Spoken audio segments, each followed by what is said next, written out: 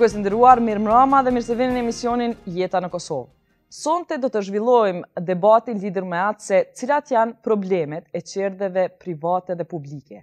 Çka mendojnë edukatorët e çka mendojnë prindërit që i çojnë fëmijët në këto qerdhe. Para se të diskutojmë për këtë, së pari me mua është Pse Zhbogar, përfaqësuesi i Bashkimit Evropian në Kosovë, me të cilën do të diskutojmë kryesisht lidhur me atë se çka tash pas dështimit dialogut. Çfarë plani ka Bashkimi Evropian dhe ku do të shkohet me këto bisedime. Zotin Zhbogar, mirë se vini në Jeta në Kosovë. Mr. Zhbogar, welcome to Jeta në Kosovë. Thank you very much. A mund të fillojmë? Can we start with analysis as to why did the dialogue between Serbia and Kosovo fail? What is your analysis of this failure? Well, I don't think it failed. I think we've achieved a lot in the past 6 months. I always try to remind people where we started in October when the two prime ministers met for the first time. You know, it was for the first time in 13 years that the prime ministers of Kosovo and Serbia would sit down and actually discuss one to each other directly. It took a lot of time to get to that in October. And after that, we implemented the IBM. We agreed on exchange of liaison officers. We agreed on a special fund for the North. So there are many things that the two prime ministers agreed already. Of course, that was warming up for the big issue, which is normalization of relations between Serbia and Kosovo, which is the situation in the North. We knew from the very beginning that this is going to be the most difficult issue. But at the same time, High Representative was very clear from the very beginning. She said, I'm not going to discuss this forever. We have limited time, and we have to do it by spring. So I don't think it failed because we achieved so much already. And I don't think it failed because we still believe it can work. Let's stick to things you think you have achieved. Is there really going to be any implementation of the agreements made, apart from IBM, which is working, the exchange of ambassadors, the fund for the North? Is there really going to be an implementation? It has to be. I mean, we are discussing these issues because there is a problem with functioning of the North. It's a problem of relations between Serbia and Kosovo. So if we have a final agreement now, or if we don't, these are the issues that will be kept on the table. And we'll have to deal with them. Kosovo and Serbia will need to discuss one with each other. So they will need to have an officers who will communicate the messages. So the sooner we have that, the better for normalization. But didn't you just say that there was a deadline and this deadline has passed? And at the same time, you're saying this will continue. Was EU serious about the deadline you posed spring or not serious about the deadline? EU is serious because it's linking dialogue to the enlargement process. Serbia wants a date to start negotiations, and they need to start negotiations. In December, EU made very clear, in order for you to start discussions, you have to normalize relations with Kosovo, you have to remove parallel structures, you have to have an arrangement of telecom and energy, which is the issue. And the same went for Kosovo. Normalization of relations with Serbia is important for Kosovo path. Why? Tell me, what will Kosovo get out of this? What is the deadline for Kosovo? Clear timeline? I think the deadline is more clear for Serbia. And that's why we had this spring, because we need in the spring positive report so that in June we can get a date for Serbia. But Kosovo is getting SAA. You are highlighting something that Kosovar public believes. It's very cynical for Europe to get us involved in a project, dialogue project, all these political energies for something that is good for Serbia. No. Not necessarily urgent for Kosovo because we're not getting something out of it. No, I think it's urgent for Kosovo. I think it's urgent for Kosovo because you cannot focus on yourself because of these issues with Serbia, because it's bothering you, because of the North. I think normalization of relations with Serbia is kind of a precondition of normalization of relations within Kosovo. I think only when you settle the North, you can focus on the issues, or you can put all your energy in the issues that are really important, economic development and the rule of law. If you look now, the whole political elite and the public is dealing with the issues of the North, the problems of the North. And that's why we have to put this off the table so we can focus on the real issues. You didn't manage to put this off the table. Baroness Ashton or EU didn't manage to put this off the table. We're trying to put it off the table. We do all we can, but it takes and two if it fails, to agree. Do you take Plus, responsibility? Kosovo is getting, not to forget, Kosovo is getting SAA. We're trying to get Kosovo into SAA negotiations. What's the date? Because you know the date about Serbia. It's the same date. It's in the summer. Negotiations on Stabilization Association Agreement with Kosovo should start. And this is the real agreement with the European Union. Should start or will start? That's for the member states to decide. Commission is proposing the mandate. So the Commission is coming forward with the mandate for negotiations. Member states will have to agree on the mandate. If we have an agreement on the dialogue, I think that it makes it easier to believe that it's going to happen, that we will negotiate in the summer. What is the strategy that you used? What is the strategy that you used to convince Serbia to take this deal about the North, and that it failed? What is the strategy now? What will you say to Serbia if they didn't accept so far? Well, Serbia wants to, the whole European process for Serbia depends on agreement with Kosovo. And it's a crucial moment now, because if we miss this opportunity in a way, I think we can miss it for a very long time, and the problem will still be there. And I think Serbia is really interesting to get a date, as much as Kosovo is interesting to move ahead on European process with Stabilization Association Agreement. So we believe now it's really the moment to move that. Yes. Is EU becoming a bit more desperate to get Serbia in, that Serbia being desperate to get in? Isn't the EU showing much more interest in Serbia than Serbia in EU? No, I think we all profit, including Kosovo, with Serbia having European process and looking ahead into European future, then turning back inside, like we saw in the past, and becoming more nationalistic. We may all profit, but how far do you want to go? How far is EU ready to go to accommodate Serbia? Because we had Ahtisaari plan, and Serbia didn't accept it. We now had offers of Ahtisaari plus for Serbia, and Serbia did not accept it. What is EU going to turn up next as an offer to Serbia? Well, I will turn it around. Whenever Serbia went out of negotiations, they lost. They left Rambouillet, and you had bombing. They left Vienna, and you got Ahtisaari, and you got independence. So I think it's Serbia who is losing with every negotiations that they leave. And that's why I believe that they will come back and that they will agree to the agreement. It's important for them. Are you sure that EU will not just step back and offer them something of accommodate their requests about north of Kosovo? No, I think we made very clear our conditions to get a date. Normalization of relations with Kosovo, removal of parallel structures. That is very clear. No, normalization, what does it mean? What does it mean in practical sense? Well, it means that you have communication, that they don't block you in international relations, that you sort out the issues that are open issues, energy, telecom, and there are other issues as well that will be coming up that are open between the two sides, that you cooperate normally in a way. And of course, the crucial is the removal of the parallel structures from the north. The crucial. Yes. The deadlock is with that. They are not ready to remove parallel structures. Well, we're not sure about that. Let's see. Really? Let's see. Yeah.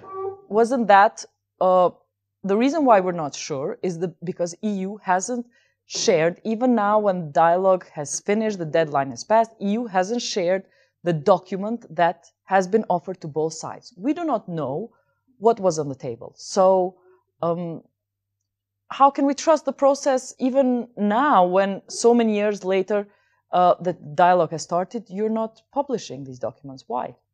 Well, first, we're saying is the two sides who are negotiating, not negotiating, who are conducting a dialogue. The two sides are talking. We are just facilitating the dialogue. The dialogue, I mean, such sensitive issues are never made public during negotiations. Each side should know what are the limits of their discussions. Each side has a mandate to discuss, and each side, or the leaders who are negotiators, they know what are the things that they can come back home and get approval in the parliament, because at the end they will have to go back to the parliament. But they have told us that the EU hasn't given them the right to take the document away from the table and share it with their people. They were not allowed to take the document out.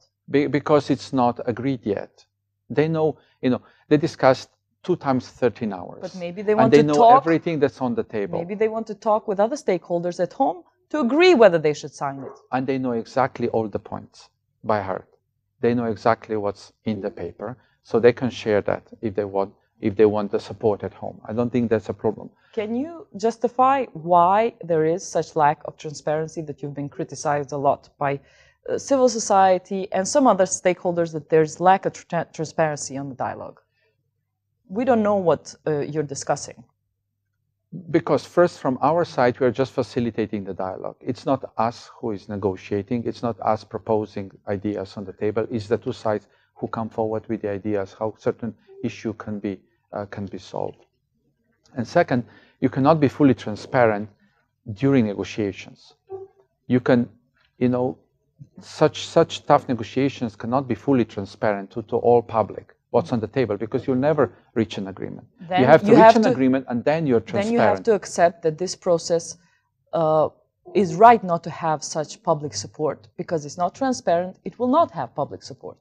Well, it's up on each side to share with the public as much as they feel the public needs to know, so that the public keeps supporting them.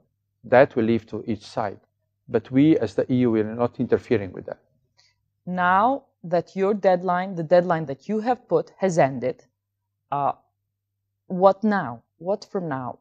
Kosovars have talked about asking you whether you have a plan B. Does the EU have it? We are still working on the plan A. We are still with the plan A. We're still with the dialogue. We still believe, we see that the 2 sides are ready to negotiate. They're not ready to close the door.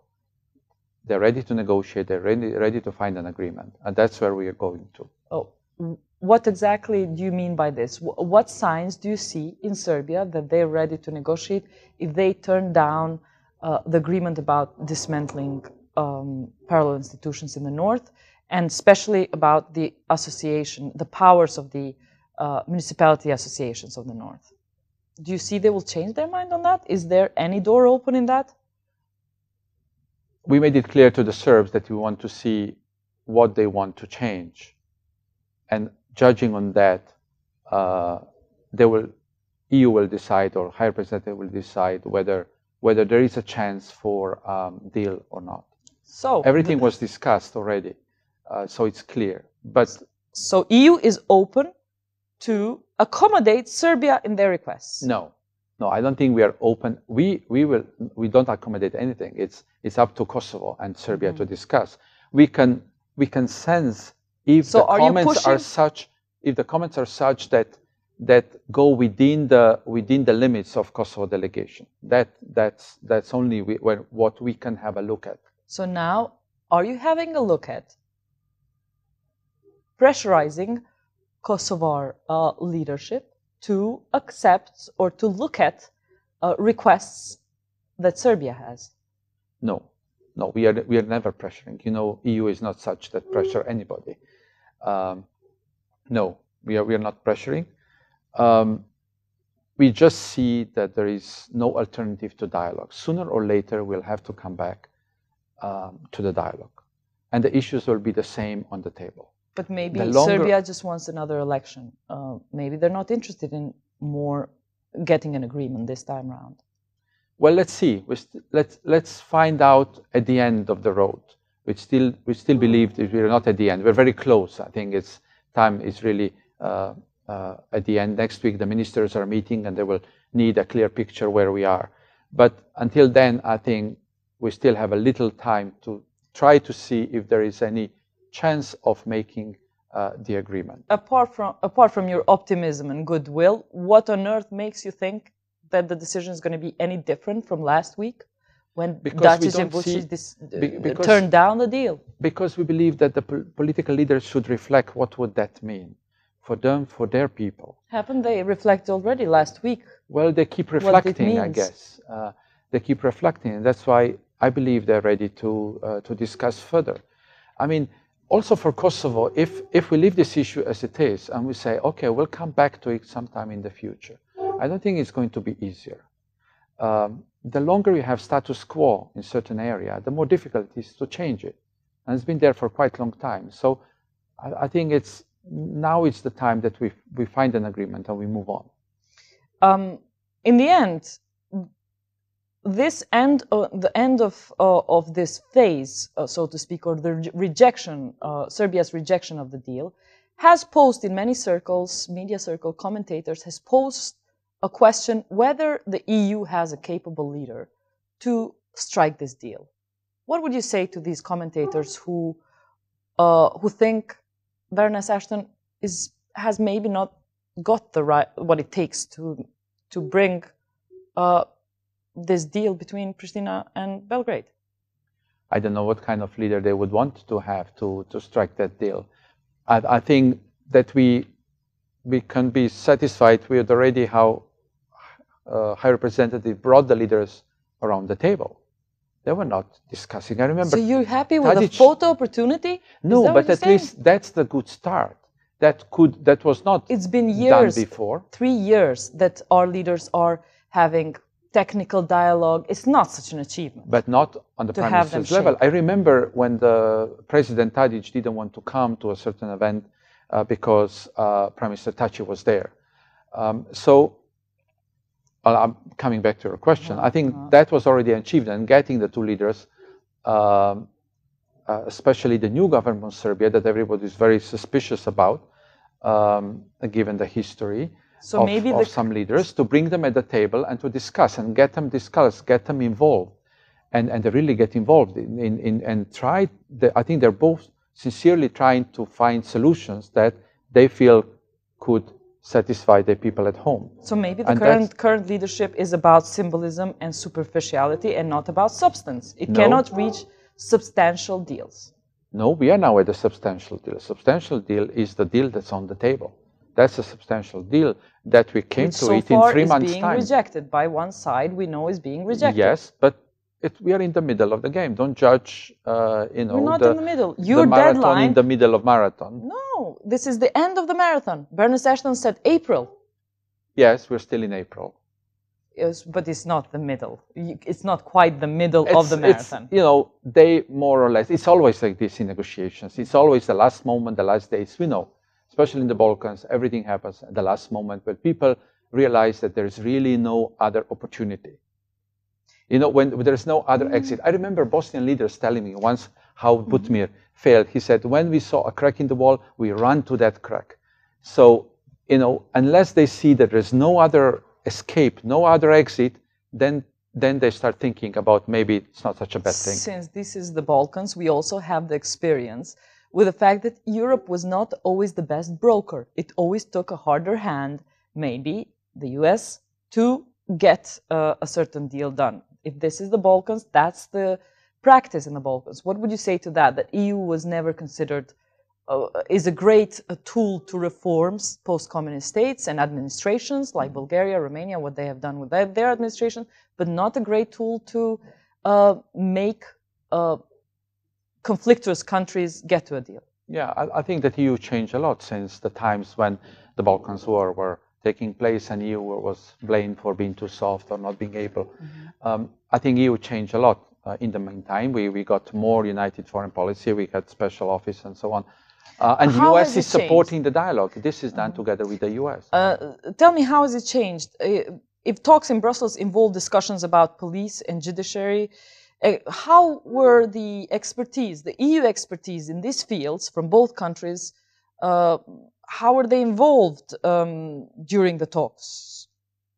The institutional know-how of the EU, how did it give its input to Ashton's team? I'm not there, so I don't know. I was not in the room, but they do. But it's a three-people team, right? Three-people team? That's the core team of around Ashton.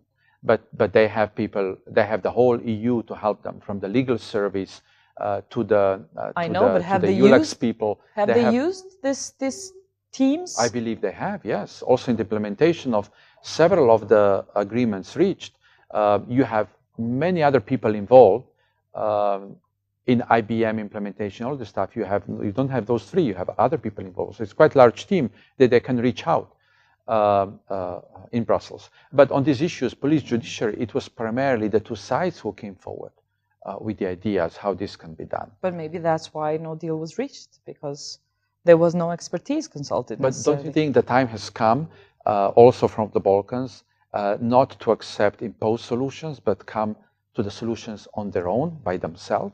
I think maybe it's also time to, to take this responsibility on itself, and that's what High Representative wants to do. She said, it's not me who want to impose a solution on you. You have to agree to a solution, and that will be more lasting. But shouldn't she have had a more experienced team that gives an aura of authoritativeness regarding what they know about the Balkans? But how do we know that she doesn't have that team? I think because you are telling me that you don't know, you're not there, and you're well, I'm not there, so I don't know how it goes in the room. In Kosovo, you should know. Yes, I'm in charge here in Kosovo. I'm in charge here in Kosovo. I'm here to do many things, but I'm not in the room. You don't get any feedback to know what's going on within those rooms. Isn't this strange? I get feedback. I get feedback, but I told you, I said I don't know details about how much expertise there is on certain issues, but I know that people in Brussels study your laws about municipalities, about association of municipalities or local, however it's called, law. That was studied in details in Brussels. What would you say to commentators who think 3 years on, after the dialogue has started, technical first, then political, Kosovo is stuck with the same results? Kosovo does not control its airspace. Flight tickets cost more because it doesn't control its airspace. It does not have its own phone code. It pays to Monaco and Slovenia for their country code. It does not have visa liberalization, no freedom of movement of people and goods. It does not have its banking code, which means the loans for Kosovars are higher. 3 years on, in reality, we're stuck with the same results despite the nice words you're saying to us. Yeah. You mentioned the things that are not done yet, but are in the process. I can go one by one. But there are also things that were done. Recognition of diplomas, free movement of people to Serbia. Which is more expensive than in UNMIK time, by the way. Do you know that? The insurance, you mean? Yes. Yes, I think our people are working on that as well with the insurance green card bureau in Brussels to try to find a solution to that. We have civil registry that we're copying to bring to Kosovo, cadastre copying to bring to Kosovo, so that you can establish your own full cadastre and civil registry. Working on that, but not really. There's nothing. No, those things are all done. On the banking code, we went together with your governor to Brussels to apply for SWIFT code. I mean, this telecom and energy issues, meaning the country code number, this is part of the dialogue that needs to be sorted out very soon. That's one of the conditions. So that means before June, it has to be sorted out. So these are all things that are in the process. But many things have been done. You have IBM functioning on the border. What difference does IBM make to ordinary citizen crossing the border? What difference does it make? We will see in the summer. I hope that in the summer we will see less queues at Merdare. I was there last summer and it was not really nice sight. So I hope that this year, when they are close and they communicate and they have regular weekly meetings, the policemen over there, Serbs and Albanians, that will improve also then the whole process. Apart from the relations with Serbia, I want to ask you a few questions that go back to Kosovo internal issues in the last, and its relationship with the international community. In the last 13 years, we have had at least 10 different heads of international institutions who have been more powerful than the local leaders themselves, and they've all had their own theories of what Kosovo needs, have come and gone. And I'm interested to know, what is your legacy? What do you want to be your legacy in Kosovo? Since this is the first time you're coming to our program, what is the legacy you want to leave here before you finish your mission, like many people, many internationals have done? Well, that's usually I don't speak about that, but of course everybody wants to. You know, if you do something, you want to see results. What I would like to see in Kosovo is I would like to see Kosovo having an SAA and becoming a candidate country for European Union. That would be my wish, my hope for people in Kosovo, and of course for to get a visa-free travel on the way there. So that, I think, in my mandate, which is 4 years, would be kind of a goal. Remind me, when does your mandate finish? 2016. Visa, I want us to highlight what you just said. To get the visa liberalization on the way there. On the way there. By 2016, meaning from now to 16. From now to 16 on the way there, not even guaranteeing that by the end of 2016 is going to be there. I cannot guarantee, because it's member states at the end of the day. I'm pretty sure it's going to be before, but on the way there, yes.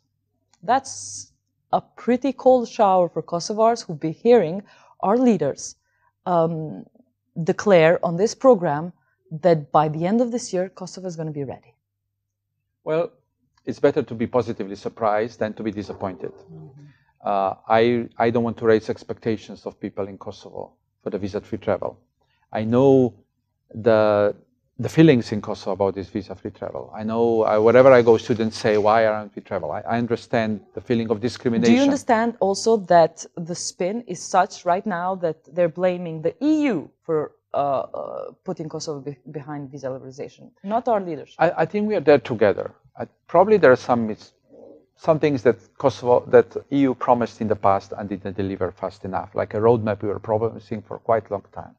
But probably there's some delays on our side as well. But now I think we are on the train together. We deliver 70 recommendations. We work together with Minister of European Integration on a joint action plan, how we can do that as fast as possible. Tell me bullet points, some very important. We do not have time to go into all criteria we haven't fulfilled, but what are for you some crucial points for visa liberalization that our government hasn't fulfilled?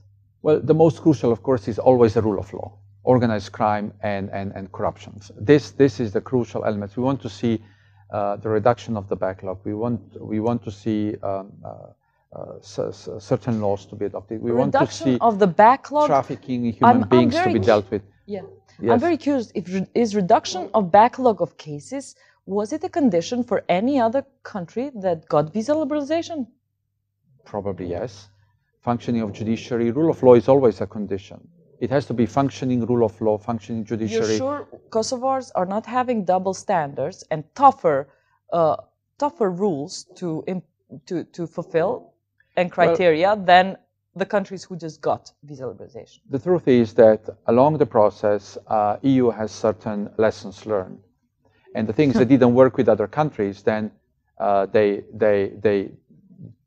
take into account when they discuss the conditions for the next country. So truth is, given the bad experience with some of your neighbors after visa-free travel, probably there are some more conditions added into the process. Remind me, for people who would translate these rules as excuses, lessons learned as excuses that Europe has maybe with us, remind me, how do backlog of cases have affected other countries in terms of what consequences they have had from other countries that have done bad? How has backlog of cases affected Albania or Serbia? Well, there is a procedure now in the European Union how visa-free can even be taken away. And it's now stuck in the parliament, and it's going to be very difficult to go back. But people are upset with some countries, and they want to have more assurances that in the future these asylum seekers will not be coming to member states as they are now. Let's be more specific. When you say backlog of cases is a criteria for visa liberalization, what do you mean in terms of numbers? To what number do we have to get the backlog of cases to get visa liberalization? Well, I think we need to see positive trend that the backlog is reducing. I don't think it can be 5%. Now you have 200,000 and we want you to go to 100,000. No, I think we want to see a positive trend on all issues, on independence of judiciary, influence of of politicians into the judiciary. All these things we are watching, but so it's difficult to measure. But we want to see a positive trend when we can report to member states, yes, Kosovo is improving rule of law. So this is the major issue, rule of law. Of course, there are many laws on asylum, on foreigners, on reintegration, repatriation, all these things that we are watching, data protection, and all these documents. These are all criteria, but I think the rule of law will be crucial, where we will judge whether Kosovo is ready for recommendation. The public interest of Slovenia has been endangered, according to this investigation. Dnevnik newspaper is saying that the Kosovar businessman Ekrem Luka is suspected to have accepted a sum of 10 million euros from Slovenian Telecom in order to be to go back from the tender in the telephone license of number 2 in Kosovo, the second telephone license. Now, I want to ask you, what implications do these arrests of Slovenian telecom officials have for business and justice of people who are involved in the sale of IPCO in Kosovo? What implications do you think this has in Kosovo? It's difficult. First, I'm here representing the European Union. Mm-hmm. Second, as such, I cannot comment on judicial cases. This is a judicial case that is going on in Slovenia. What implications it will have in Slovenia, we'll have to see. It's still investigation. If that will have an effect in Kosovo, I don't know. Really, I would go beyond my. I would just guess.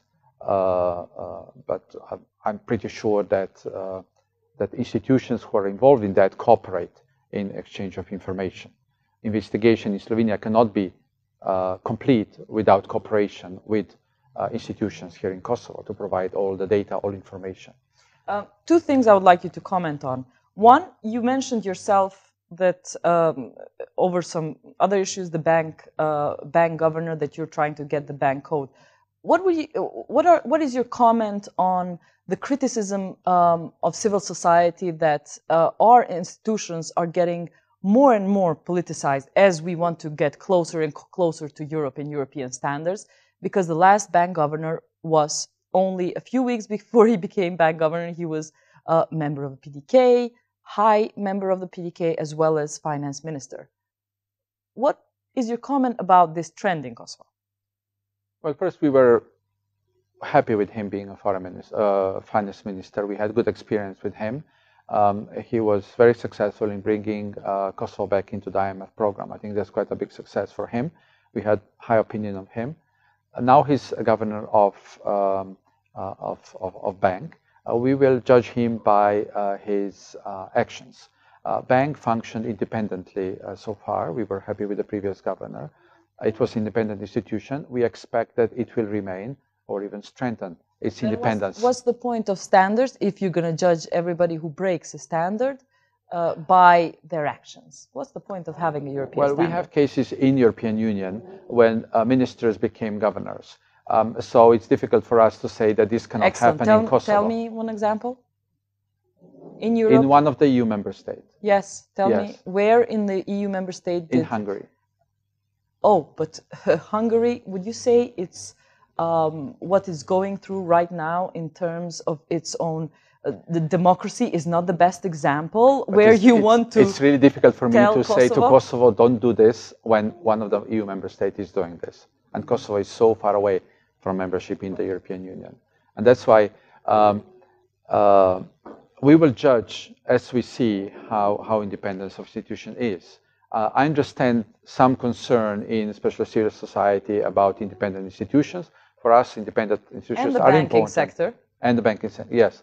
For us, this is important value, yes, and principle. When have you raised it? If it's so important, when did you raise this issue?